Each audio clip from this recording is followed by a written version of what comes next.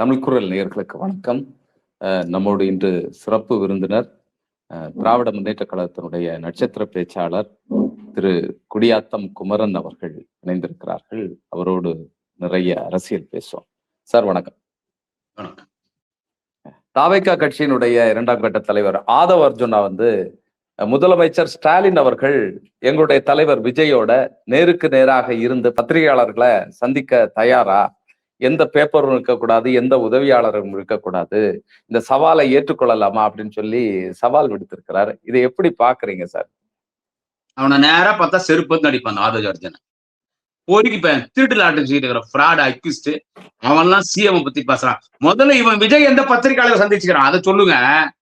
பத்திரிகையாளர்களை நேரா சந்திக்க தயாரான்னு கேட்கறேன். இவன் விஜய் எந்த பத்திரிகையாளர் சந்திச்சுக்கிறான்? இது வரைக்கும் எந்த பத்திரிகையாளரை விஜய் சந்திச்சிருக்கான்? கட்சி ஆரம்பிச்சு ஒரே ஒரு பிரஸ் மீட் வச்சிருக்கானா? எப்பயோ அவன் கொடைக்கானல் ஷூட்டிங் போகும்போது 4 பேர் தெரியாம மைக் நீட்டாங்க, நான் ஷூட்டிங் போயிருக்கிறேன், என் வேலையை நான் பாக்குறேன், உங்க வேலையை நீங்க பாருங்கன்னு போயிட்டான். அவன் ஒரு 7 கோடி ரூபாய் கார்ல பனீர் பங்களால இருந்து வரான். விஜய் நேரா ஏர்போர்ட்டுக்கு போறான், தனி பிளைட்ல போறான், ஏர்போர்ட்ல இறங்குறான், அந்த சுந்தரா டிராவல்ஸ் பஸ்ல ஏறிக்கிறான். பஸ் மேல ஏறி 20 நிமிஷம் எவனோ எழுதி கொடுத்து படிக்கிறான். சீட் இல்லாம பேசுவாரான்னு கேக்குறானே அந்த ஆதவ் அர்ஜுனா. விஜய் என்ன அப்படியே மடம் திறந்த வெள்ளம் போல், குற்றால அருவி போல், வற்றாத ஜீவநதி போல், ஓயாத அலை போல் பேசுறானா விஜய்? அந்த பொம்பளை பொரிய குடிகாரனாயி அவனே எப்படி பேசுறான்? அவன் தளபதியாவது ஒரு சார், ஒரு லீடர் பேசும்போது ஹோம்ஒர்க் பண்ணிட்டு பேசும். ஏதோ ஒன்று பேசிட்டு போயிடலான்றது. அவர் குடியாத்த குமரம் கிடையாது. அவரு தலைவர் தளபதி ஸ்டாலின், தேச தலைவர். அவரு ஒரு ப்ரிப்பரேஷனோட தான் பேசணும். கலைஞர் என்ன சொல்லுவாரு, ஒரு மேடைக்கு போகும்போது ஒரு பேச்சாளர்னு சொன்னா ஹோம்ஒர்க் பண்ணிட்டு போனோன்னு என்கிட்டே சொல்லியிருக்காரு. திருச்சி மாநாட்டுல பேசுறேன், ஜனநாயகத்தின் வேர்கள் தலைப்புல. நான் போய் தலைவரை போய் பார்த்துட்டு ரொம்ப நன்றி, எனக்கு வாய்ப்பு கொடுத்தீங்க அப்பான்னு போய் காலில் விடுறேன். ஹோம்ஒர்க் பண்ணிட்டு ஸ்டேஜுக்கு வாடினார். நீ மேடையில பேசுறது வேற, மாநாட்டுல பேசுறது வேற. மாநில மாநாடு ஒரு சிலர் தான் வாய்ப்பு கொடுத்துருக்கோம், உனக்கு வாய்ப்பு கொடுத்துருக்குறோம், அதனால ஹோம்ஒர்க் பண்ணிட்டு வா ஸ்டேஜுக்கு என்ன. சோ கலைஞரே சொல்லுவார், நானே ஹோம்ஒர்க். எவ்வளவு பெரிய கலைஞர், பேச்சு கடல் அவர், தமிழ் கடல் கலைஞர். அவரே ஹோம்ஒர்க் பண்ணிட்டு தான் வருவார். அப்படி ஒரு இன்ஸ்ட்ரக்டர் இதை இவன் சொல், ஏய் ஏங்க இதெல்லாம் இந்த கேள்வியெல்லாம் நீங்க அவனெல்லாம் எதுல அடிக்கணும்னா, தளபதி ஸ்டாலின் விஜய்க்கு ஈக்குவலா பேசுறான்னா இவனெல்லாம் பேச வச்சு வேடிக்கை பாக்குறாங்க பாருங்க. எங்க ஆளுங்களை சொன்னோன்னு ஜெயலலிதாவை பேசியிருந்தா அடிச்சிருக்க மாட்டாங்க. முதல்ல ஜெயலலிதா உயிரோட இருந்தா விஜய் கட்சி ஆரம்பிச்சிருக்க மாட்டாங்க. இந்த பாஸ்டர்ட் எவ்வளவு பெரிய லீடர் அவரு. ஆல் இண்டியா லெவல்ல இந்தியா கூட்டணி தலைமை தாங்க சொல்றான் ஆல் இண்டியா லீடரு. அவரு கூட உட்காந்து பிரஸ் மீட்டா, டே போடா வாயில் நல்லா வருது கேக்குறீங்க பாருங்க கேள்வி. அந்த கேள்வி யாரு பிரஸ் மீட்ல யாரு என்ன கேட்கறது? யாரு உதவியாளர் யாரு இருக்கக்கூடாதான். எனக்கு நீங்க இந்த கேள்வியை கேட்கும் போது எனக்கு திமுக மேல தான் கோவம் வருது சார். சங்கராச்சாரி மீது கஞ்சா கேஸ் போட்டு ஜெயில சார் உள்ள போட்டுச்சு. சங்கராச்சாரி வெளியூர் போறாரா, ஒரு கஞ்சா கேஸ் போட்டு உள்ள போட்டு யாரு? சங்கரமணத்துக்கு சங்கராச்சாரியர் காஞ்சிபுரத்துக்கு கஞ்சா கேஸ். அந்த அம்மாவை பாப்பாரு, அவரும் பாப்பாரு.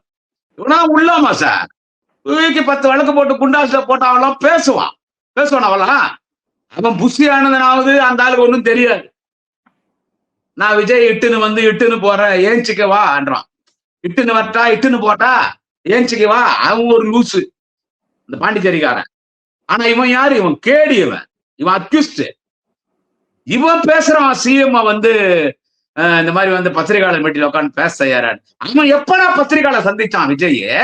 வீட்டுக்கு ஒரு ஓட்டு விஜய்க்கு எதுனா முதல்ல விஜய் பொண்டாட்டிக்கே ஓட்டு இல்லையா தமிழ்நாட்டுல? விஜய் பையனுக்கே கனடால ஓட்டுக்குதான், விஜய் பொண்ணுக்கு லண்டன்ல ஓட்டுக்குதான். அவன் பொண்டாட்டி, அவன் பையன், அவன் பொண்ணுக்கே அவன் வீட்டுல ஓட்டு இல்லைன்னும் போது விஜய்க்கு எப்படா வீட்டுக்கு ஒரு ஓட்டு இருக்கும்? உங்க கூட எந்த கட்சியாவது கூட்டணி வந்துக்குதா? உங்க கூட விஜய் கூட எந்த கட்சியாவது கூட்டணி வந்துக்குதா? பத்திரிகையாளர் சந்திக்கிறதுக்கு திராணி இல்ல. நீ வச்ச ஆம்பளைடா நீ விஜய். நீ இவன் எங்க தலைவர் தளபதி கூப்பிடுறான். வேற கேள்வி இருக்கு சார், எனக்கு கோவம் வருது. அப்புறம் என் மொபைல லட்ச ரூபாய் மொபைல் என்ன வச்சு போட்டு போறேன். அவங்க ஒரு ஆளுங்க கேள்வி போய் என்கிட்ட கேட்டுக்கிறீங்க. அடுத்த முறை வட்ட கவர்மெண்ட் திமுக தலைவர் விட்டாலும் நான் விட மாட்டான். அவனு இவனுக்கெல்லாம் அடுத்த கவர்மெண்ட் எங்க நம்ம கவர்மெண்ட் வந்துட்டு போற அடுத்த முறை பார்த்தோம். இவனுக்கெல்லாம் அடுத்த முறை பார்த்தோம். சார், திமுக ஷேர் ஆட்டம் மாதிரி எல்லா கட்சிகளையும் வாங்கன்னு சொல்லி கூப்பிட்டு இது பண்ணிட்டே இருக்கு. எங்கள் மீது இருக்கக்கூடிய பயத்தினாலதான் இப்படி பண்ணுது அப்படின்னு சொல்லி சொல்றாரு. இது எப்படி பாக்க?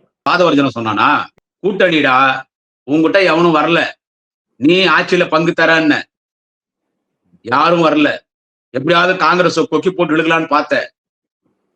அங்க மேல லீடர்ஸ் தெளிவாக்குறாங்க. என்ன சொல்றது, காங்கிரஸ் இருக்கிற தராதரமே போயிடும். ஒரு பாரம்பரிய கட்சி காங்கிரஸ். இந்த நாட்டு சுதந்திரம் வாங்கி கொடுத்த கட்சி காங்கிரஸ். காங்கிரஸ் என்றது லேஸ் பட்டது இல்ல. அண்ணல் காந்தி இந்த கட்சி காங்கிரஸ். பண்டிட் ஜவஹர்லால் நேரு பிரதமர் ஆனது காங்கிரஸ்ல. அன்னை இந்திரா காந்தி, ராஜீவ் காந்தி, எவ்வளவு பெரிய இயக்கம். அன்னை சோனியா, இன்னைக்கு ராகுல் காந்தி, பிரியங்கா காந்தி. அந்த கட்சி போய் நடிகை கூட சேர்ந்தா மக்கள் மதிப்பாங்களா காங்கிரஸ? காங்கிரஸ் இழுக்கலான்னு பார்த்தான். ஓபிஎஸ்ஸே ட்ரை பண்ணான். டிடிவி தினகரன் 50 கோடி கேட்டான் ஆதவர்ஜுனா, எங்களுக்கு டொனேஷன் கூட மாநாடு நடத்துறதுக்குன்னு. ஏய், எனக்கே திருடிதான் பழக்கம்னு ஏங்கிட்ட 50 கோடி கேட்கறியானு திருடன் ஒன்னாயிட்டானுங்க. எடப்பாடி பழனிசாமியும் இந்த பக்கம் டிடிவி தினகரனும் வச்சுங்களா. உங்ககிட்ட எவனும் வரல. திமுக கூட போனாதான் நம்ம ஜெயிக்க முடியும், நமக்கு மரியாதை இருக்கும். மக்களை சந்திக்கிறதுக்கு மக்கள் மன்றத்துல மரியாதை இருக்கணும்னா திமுகவோட போனோம். உறுதியா 200க்கும் மேற்பட்ட தொகுதி திமுக 2026 தேர்தலில் ஜெயிக்கும். தலைவர் தளபதி ஸ்டாலின் தான் முதலமைச்சர். ஆனால் உதயா துணை முதலமைச்சர், திமுக அமைச்சரவைன்னு திமுக ஆதரிக்கிறாங்க. ஏன்னா அவங்களுக்கும் மரியாதை இருக்கும், கட்சிக்கும் அங்கீகாரம் இருக்கும், நாட்டு மக்களுக்கும் நல்லது செய்யக்கூடிய கட்சி திமுக, தலைவர் தளபதி. எனவே வரவங்கள மதிப்பளிச்சு அவங்களுக்கு அங்கீகாரம் தரும். இப்ப அவங்களுக்கு சேராட்டு நேரத்தை ஆளே இருக்க மாட்டாங்க. கூட்டணி கட்சி ஏத்துறாங்க. இந்த எலெக்ஷன் முடிஞ்ச பிறகு விஜய் கட்சி தமிழக வெற்றி கழகத்துல ஷேர் ஆட்டோல ஏறுற மாதிரி உங்க ஏறத்துக்கு ஆளு மாதிரி ஒரு ஷேர் ஆட்டோலயே உங்களுடைய கட்சி டோட்டலா ஏத்தலாம். அந்த நிலைமைக்கு உங்க கட்சியை கொண்டு வந்து விட போறாரு பாரு எங்க அண்ணன் உதயநிதி ஸ்டாலின். அந்த தமிழக வெற்றி கழகம் அந்த பூரிப்பாய் விஜய. சார், அடுத்தது வேலூர்ல அவங்க மீட்டிங் போடுறாங்க. மீட்டிங்ல பந்தல் எல்லாம் போட போறதாக சொல்றாங்க. ஒவ்வொரு கூட்டத்துக்கும் கட்சி அடுத்தடுத்த கட்டத்தை நோக்கி முன்னேறி கொண்டிருக்கிறத இதுலதான் நம்ம பார்க்க முடியுது. இன்னொன்னு ஒரு புதிய முறைய கையாள போகிறார் விஜய் இந்த பிரச்சாரத்துக்கு அப்படின்னு சொல்றாங்க. வெளியிலே வரமாட்டாரு, ஆன்லைன்லயே பிரச்சாரம் பண்ண போறாரு அப்படின்னு சொல்லப்படுகிறது. மனுவே ஆன்லைன்ல போடுவான்ட்டான். இந்த வேட்பு மனு, இந்த விருப்பு மனு இருக்குல்ல, எம்எல்ஏ ஒரு கட்சிக்காரன்னா ஊர்ல ஒரு 50 பேர் 100 பேர் கூட்டின்னு சென்னைக்கு அவனுக்கு ஒரு வண்டி வச்சு அவனுக்கு எல்லாம் சௌகரியம் பண்ணி கொடுத்து ஒரு கொடி பிடிச்சுன்னு போய் ஒரு கட்சி ஆபீஸ்ல ஒரு விருப்ப மனு கொடுக்கறது, போட்டோ பிடிச்சி வாட்ஸ்அப்ல சோசியல் மீடியால போடுறது, அப்படி அது ஒரு அரசியல். இவங்க ஷீட் கேட்டுருக்காங்க. அது ஒரு ஆனா இது லட்சக்கணக்கான ஆட்கள் வந்துட்டாங்களே இதுக்கே. பணம் வாங்கி போனான். ஹலோ, விருப்ப மனு வாங்கி போயிட்டான். எவனே கட்டல. ஆமாமா, எவனே கட்டல. இதனால அசிங்கமாகுதுன்றதுனால நீ ஆன்லைன்ல பண்றான்ட்டான். இன்னும் கொஞ்ச நேரம் நான் என்ன பண்ணுவான், இனிமே நான் வெளியெல்லாம் வரமாட்டேன், நான் ஆன்லைன்ல பிரச்சாரம் பண்ணிடுவானுவான். இல்ல அப்படிதான் பாத்துக்கோ, நான் ஆன்லைன்ல பேசுறேன்னுவான். சார் அப்படிதான் ஆன்லைன்ல பிரச்சாரம் பண்ண, எல்லாம் ஆன்லைன், எல்லாமே ஆன்லைன் தான். ஆன்லைன்ல ஒரு அவங்க போய் எங்க தலைவர் தளபதி ஸ்டாலினுக்கு நீங்க ஈக்குவலா பேசிருக்கிறீங்க. அது வேலூர்ல அது நிர்வாகிகளை பாக்குறான். 5000 பேரோ ஏதோ அது என்ன பாஸ் என்ன கோடல உள்ள விடுவாங்களாம். அக்ரேஞ்சர்ல போட்டுக்கிறாங்க, பந்தல் போட்டுக்கிறாங்க. இல்ல பாஸ்லயே சார் பாஸ்லயே ஊழல் நடக்குன்னு சொல்றாங்க. உள்ளால விற்பான் அந்த புஷியானந்த விற்பான். 85 என்றான்ல புஷியானந்தன். அவன் எல்லாம் பொறுப்பெல்லாம் விற்கிறான். நகர ஒண்டி செயலாளர், மாவட்ட செயலாளர் துட்டு குத்து வித்துனுக்கிறான். அதான் ஒரு பொம்பளை கூட தூத்துக்குள்ள கரெக்டா பண்ணிச்சு இல்ல, அந்த பாச கூட விற்பான். இப்போ ஒரு பத்திரிகையாளர் வந்தாரு என்ன கிட்ட ஒரு பேட்டி எடுக்க யூடியூப் சேனலுக்காரு. சார் அந்த பாச கூட விற்கிறாங்க சார் அண்ணா. சார் இந்த நடிகனை பாக்குறதுக்கு இந்த ஜனம் சினிமா போகும் சார். சொல்றாள் என்ன, என் புருஷன் உடைய விஜய் தான் பிடிக்கும் கேன்னு சிரிச்சால அவ்வளவுதான் என்ன கணக்கு வைக்கிறீங்க? நீங்க ஒருத்தி தாலி அவுத்து போட்டாலே மேடியில, ஒருத்தி தாலி அவுத்து போட்டாங்க மேடியிலேயே விஜய் மேடியில. சார் அது மனநலம் பாதிக்கப்பட்ட ஆளுன்னு சொல்றாங்க. அப்படிதான் சொல்லுவான். திமுகவால பாதிக்கப்பட்ட நபர்னு சொல்லி அவர் கொண்டு மேடை ஏத்தினாரு. கடைசியில பார்த்தா அவங்க மனநலம் பாதிக்கப்பட்டவங்க சொல்லி வீட்டுல இருந்து எல்லாம் கூட்டிட்டு போயிட்டாங்க. இவங்கதான் மனநலம் பாதிக்கப்பட்டவங்க. இன்னொருத்தி என்ன சொல்ற சார், மனநல பாதிக்கப்பட்டவங்க எல்லாம் இங்க சேர்றாங்களா? எப்படி சார் இது மேடையில மனநல பாதிக்கப்பட்டவங்க கட்சி நடத்தும் போது மனநல பாதிக்கப்பட்டவன் தான் வருவான். பைத்தியக்கார ஹாஸ்பிட்டலுக்கு பைத்தியக்காரன் தான் போவான். தலைவலி என்ன லோக்கல் இருக்கிற டாக்டர்கிட்ட போவான். பைத்தியம் முடிச்சா எங்க வேலூர்ல பாகாயத்துக்கு போவான். இவன் ஒரு பைத்தியக்காரன் அவன்கிட்ட போறாங்கன்னு வச்சுக்க வேண்டியதான், அவ்வளவுதான். பைத்தியக்காரங்கிட்ட பைத்தியக்காரன் தான் போவான். பைத்தியக்காரன் தான் போவான்.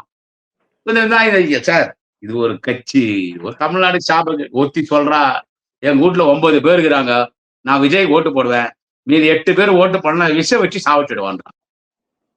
இன்னைக்கு என் குழந்தை ஹாஸ்பிட்டலுக்கு, என் குழந்தை செத்தாலும் பரவாயில்ல, எனக்கு விஜய் தான் வேணும்ன்றான். இவங்க எல்லாம் ஆட்சிக்கு வருது, வெளியே வராதுக்கிறவன் இவன்லாம் ஒரு ஆளு பொறுக்கி புறம்போக்கு பசங்க. எப்பதான் இந்த தேர்தல் அறிவிச்சு என்னைக்கு அந்த ஓட்டு போட்டு அந்த 4 மணி அந்த 6 மணி ஆகும்னு காத்துருக்கிறேன். அதோட இந்த தொல்லைங்கெல்லாம் விட்டு போயிடும். அவன் பாருங்க இந்த ரிசல்ட் வந்த அன்னைக்கு சாயங்காலமே வேணா போயிடுவான். விஜய் இருக்க மாட்டான், கட்சியெல்லாம் நடத்த மாட்டான். விஜயகாந்த் தெருவுக்கு வந்தாரு, ஜெயலலிதா ஒரு மாதிரி பண்ணிடுச்சு. இவன்லாம் வரவே மாட்டான். வெளிநாட்டு போயிடும். தமிழ்நாடே என்னுடைய வீடு. ஒவ்வொரு வீட்லயும் என்னுடைய சகோதரர்கள் இருக்கிறாங்க, என்னுடைய குட்டீஸ் இருக்காங்க. அவங்களுடைய பெற்றோர்கள் வந்து எனக்கு தான் ஓட்டு போடுவாங்கன்னு சொல்றாரு. வீட்லயே அவனுக்கு ஓட்டு இல்லையாடா?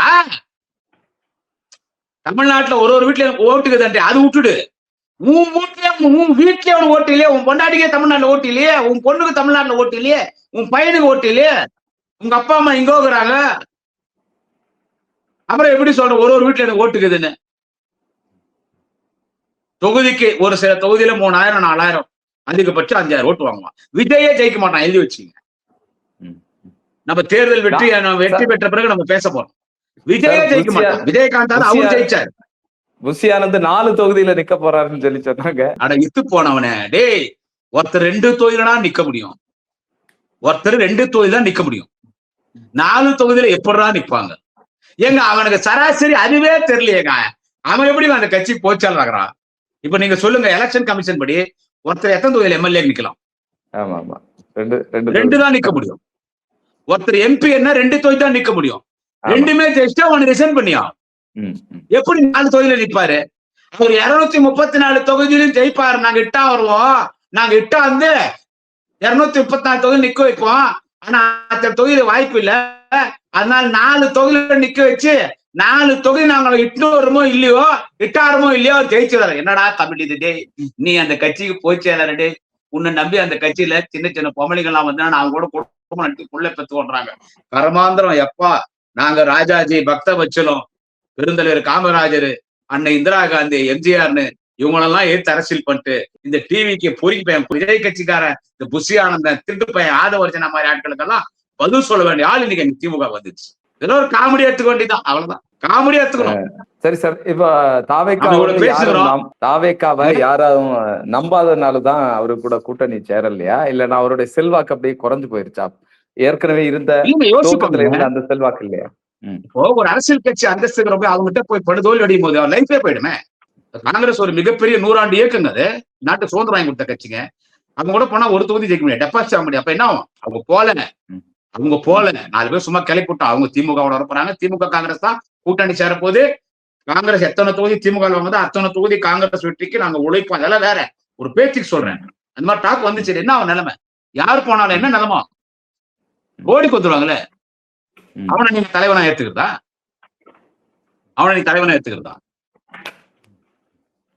வெளியவே வர்றது இல்லையா? புஷி ஆனந்த் அவ்வளவு அவனா செயலாளர்னா அவனா இனமான பேராசிரியரா? பேராசிரியருக்கு அன்பழகனா? இல்ல அவனா திருத்தா? இல்லைன்னா அவன் மாண்புமிகு அண்ணன் மண்ணின் மைந்தர் துரைமுருகனா? இல்ல அவனா நாவலரா?